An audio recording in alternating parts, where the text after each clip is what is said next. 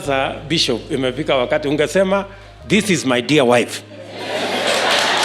The tumultuous journey of Kenyan singer Akothee's marriage to her Swiss husband Mr. Mosh has become a subject of intense debate and scrutiny on the internet. The couple, who entered into a Christian marriage in April of this year, seemingly solidified their union by signing a marriage certificate which affirms the legal recognition of the marriage by the Kenyan government under the leadership of President William Ruto. As speculations regarding the state of their marriage continues to swirl around, it raises questions about what the Kenyan government's stance is on divorce of newlyweds, as outlined in the Kenyan Constitution. According to the Kenyan Constitution, this is what the government has to say about Akothee's divorce drama. Hello, my name is Chief Okuzo from Plug TV. Matrimonial disputes and matrimonial proceedings, there are specific provisions pertaining to the dissolution of a Christian marriage. These provisions shed light on the legal framework surrounding divorce in such cases as Akothee's case. Now, the Kenyan Constitution outlined the following key points related to the dissolution of Christian marriages. For instance, mediation of disputes in Christian marriage, Section 64 of the Marriage Act. The parties to a marriage celebrated under Part 3 of the Marriage Act may seek the services of any reconciliation bodies established for that purpose that may exist in the public place of worship where the marriage was celebrated.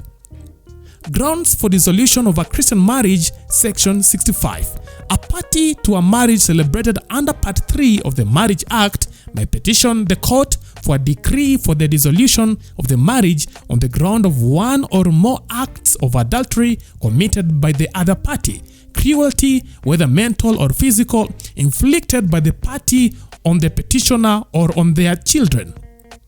Desertion by either party for at least 3 years immediately preceding the date of presentation of the petition.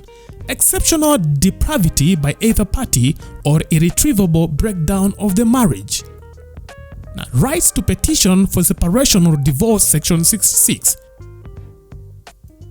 A party to a marriage celebrated under Part 4 may not petition the court for separation or divorce until 3 years have elapsed since the celebration of the marriage. Grounds for petitioning include adultery, cruelty, exceptional depravity, desertion for at least 3 years, or the irretrievable breakdown of the marriage. Despite reconciliation's efforts, the petitioner may file for separation or divorce. Now, the court may also refer matrimonial disputes to conciliatory process, and the proceedings may be adjourned for further inquiries or reconciliation attempts. It is worth noting that Akothee, who recently married Mr. Omosh in April 2023 and is now facing divorce rumors just 6 months after their wedding, may not meet the requirement of having been married for at least 3 years in order to seek a divorce, as stipulated by the Kenyan law. Now, Akothee's personal experience with divorce sheds light on the intricacies of Kenyan matrimonial law.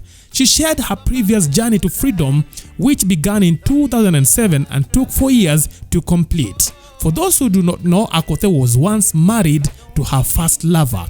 Unfortunately, the marriage ended. Through her social media pages, she shared a video of her flaunting her divorce papers, saying, "I am allowed to marry again. I have all my divorce documents and nobody can claim anything," Akothee stated. In her own words, Akothee added saying, "Alright guys, you can imagine the divorce started in 2007 and we cleared all the documentation, and the marriage was dissolved in 2011 in Migori between Jared Okello and Esther Akothee." She continued. If you don't have this document from the court, from the divorce court, don't try getting married. Somebody will arrest you. Now. Republic of Kenya in the Chief Magistrate's Court at the Nairobi Milimani Commercial Courts. Divorce case number 95 of 2007. Jared Okello Tieno, petitioner, yani Jadonjo, versus Esther Akothee Okello, respondent, yani Jaduoko.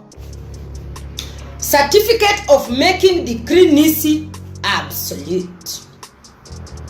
Referring to the Decree Nisi made in this case on the 22nd day of November 2010, whereby it was decreed that the marriage had and solemnized on the 6th day of July 2002 at the SDA Awendo Church in Migori between Jared Okello Tieno, the petitioner, and Esther Akothee, the respondent, be dissolved by reasons that the respondent deserted the petitioner.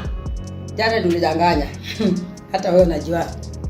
Unless sufficient reason is shown to the court why this decree would not be made absolute, and no such cause having been shown.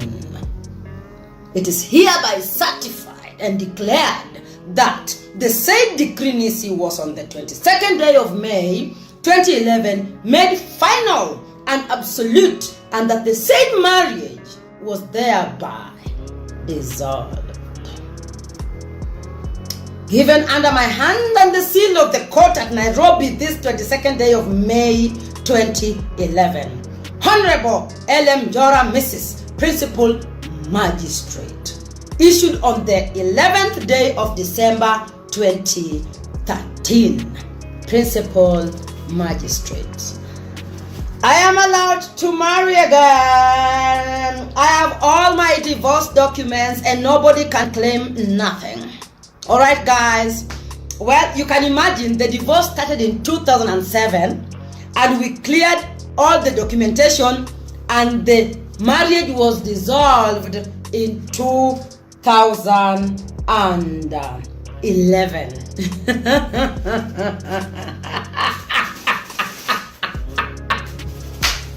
So those who are still telling me, hey, Okello, Decree Nisi Owacho, need that marriage was dissolved. This timeline explains why she waited an additional 11 years after her first divorce before entering into marriage with Mr. Omosh in 2023. If Akothee does intend to pursue a divorce from Mr. Omosh, she will need to demonstrate patience and adhere to the legal requirements, irrespective of the circumstances, before obtaining a divorce certificate once again and maybe be allowed to marry for another third time. Kumbe kuachana hii Kenya na kama umefunga ndoa ni kazi ngumu. But do people really follow this Kenyan law when it comes to matters to do with divorce? How many people obey this law? Is it that important? Ama wewe maoni yako ni gani? Tuachie maoni yako kwenye comment section. That is it for now. Thanks for watching. Let's see you next time. Bye bye.